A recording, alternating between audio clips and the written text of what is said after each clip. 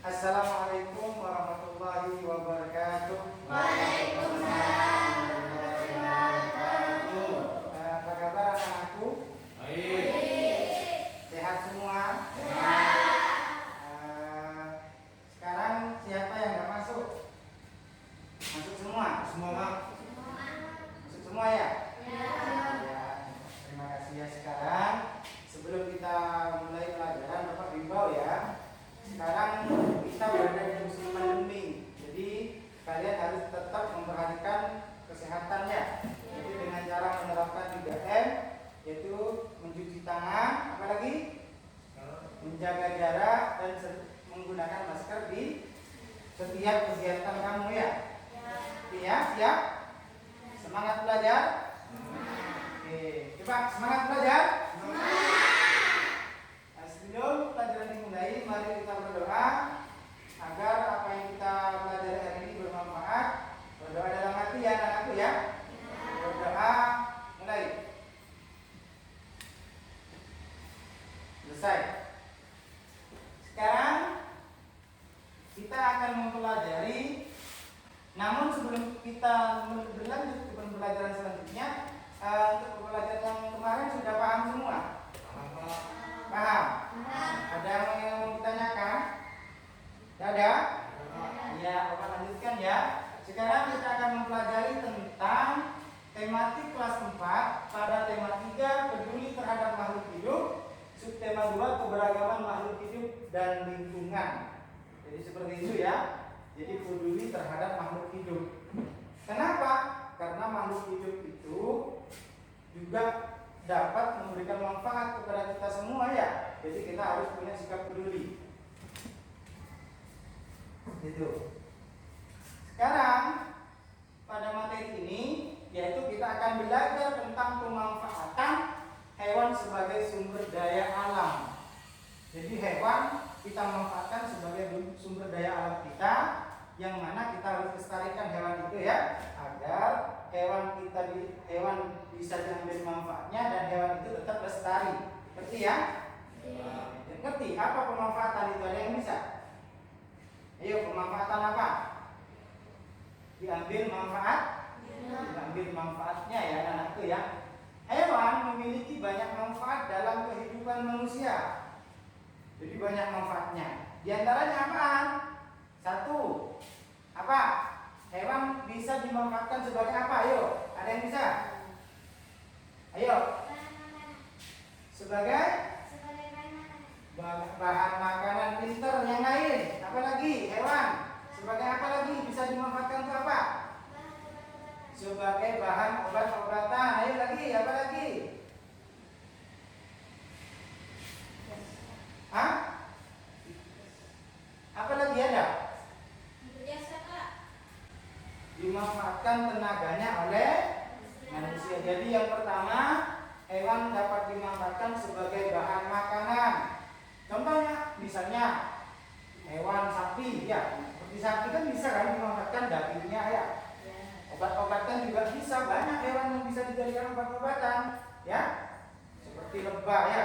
Lebah bisa menghasilkan madu itu bisa dijadikan obat. Kemudian hewan juga bisa dimanfaatkan tenaganya ya. Nanti saya materi selanjutnya ya. Nih,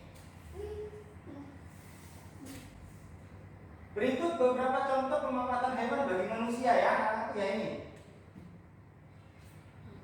contoh yang pertama, ayam. Ayam dimanfaatkan untuk diambil telurnya, apalagi dagingnya. Jadi ayam bisa bertelur dan juga telur itu bisa kita konsumsi ya. Dagingnya juga bisa dikonsumsi. Paham ya?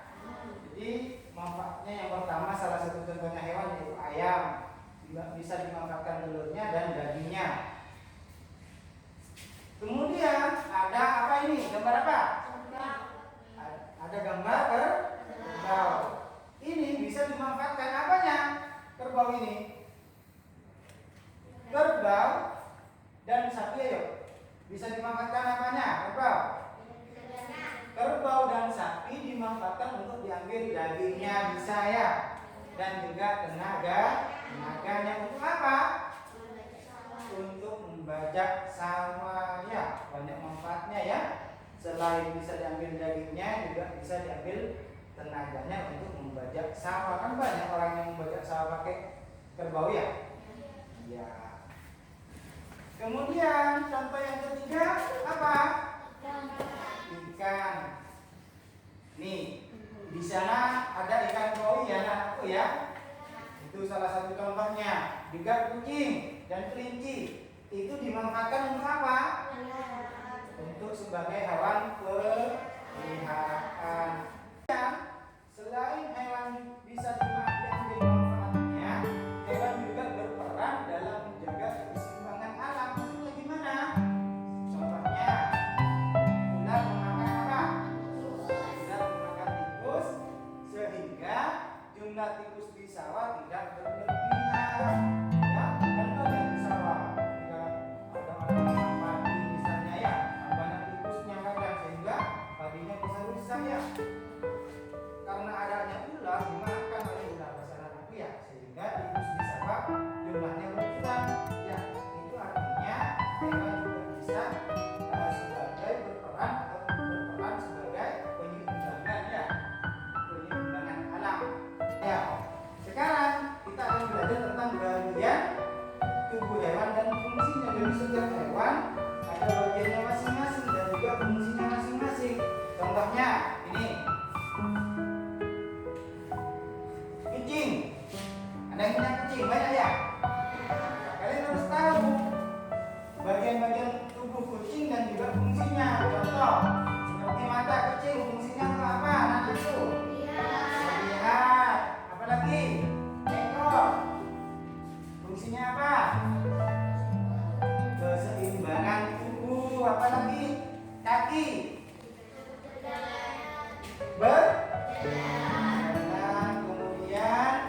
ada lagi telinga dengan pintar. Bagus ya. Dalam wawancara, apa sih narasumber dalam wawancara itu? Jadi narasumber ya. Jadi untuk mendapatkan informasi tentang apapun itu bisa diperoleh dari narasumber. Sekarang narasumber itu apa? Ayo, narasumber seperti apa? Narasumber bertugas memberikan apa? Informasi ya, yang diberikan pewawancara dengan menjawab. Narasumber yang kita wawancari sebaiknya memenuhi syarat antara lain apa syaratnya? Sebagai seorang narasumber, ayo. Satu apa?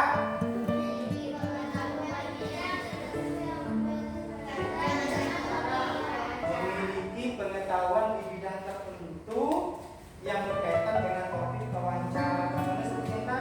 Karena Alvin sudah tahu tentang kejadian tsunami, maka Pak Ali selaku pewawancara tanya sama Alvin, betul ya? Kemudian yang kedua,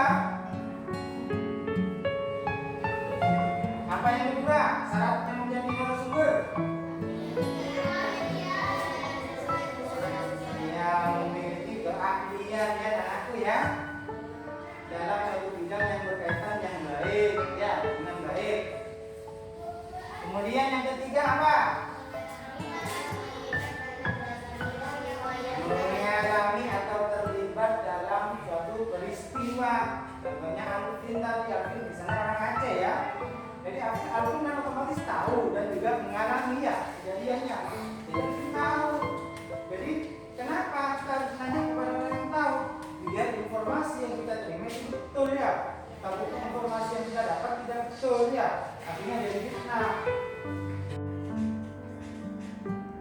Jadi Bapak simpulkan ya. Jadi pertama, manfaat hewan itu banyak sekali. Jadi kalian harus peduli terhadap hewan dan anakku ya. Kemudian selain manfaatnya, kalian harus peduli kepada hewan ya.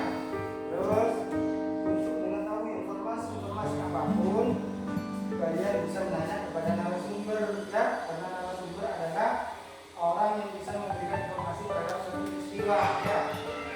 Jadi kalian sebagai wawancara harus bersikap dengan baik terhadap narasumber ya.